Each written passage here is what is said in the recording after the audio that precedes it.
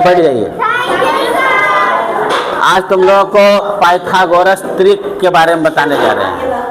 और पाइथागोरस त्रिक कहो या पाइथागोरस प्रमेय कहो या पाइथागोरस सूत्र कहो, पाइथागोरस त्रिक क्या है? अगर 3 संख्या दिया हुआ है तो बड़ी संख्या का वर्ग अगर अन्य दोनों संख्या के वर्गों के योग के बराबर होता है तो उसे हम पाइथागोरस त्रिक कहते हैं।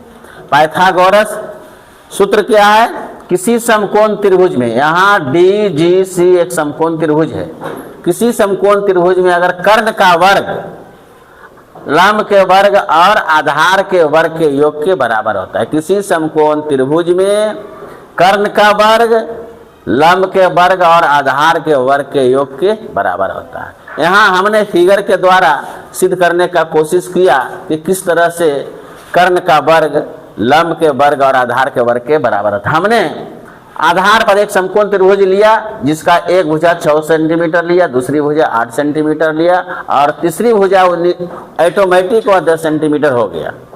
जब हमने 8 सेंटीमीटर है ना 6 सेंटीमीटर 8 सेंटीमीटर लेकर के एक समकोण त्रिभुज बनाया तो कर्ण ऑटोमेटिक 10 सेंटीमीटर हो गया।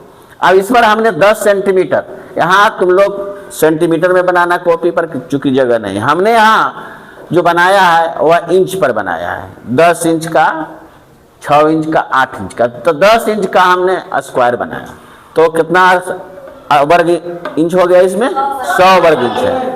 फिर यहाँ पर हमने 6 वर्ग इंच का बनाया, 6 इंच को मान करके वर्ग बनाया तो कितना वर्ग इंच हो गया इसका? और हमने यहाँ 8 इंच मान करके वर्ग बनाया तो कितना हो गया?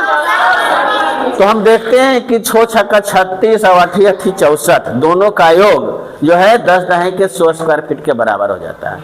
इससे सिद्ध होता है कि किसी समकोण त्रिभुज में कर्ण का वर्ग अन्य दोनों भुजाओं के वर्ग यानी कि लंब के वर्ग और आधार के वर्ग के बराबर होता है। क्या आप लोगों को समझ में आया? यदि समझ में आया तो आप लोग अपनी कॉपी पर सेंटीमीटर लेकर बनाएंगे, कल बना करके लाएंगे। जय हिंद, जय भारत।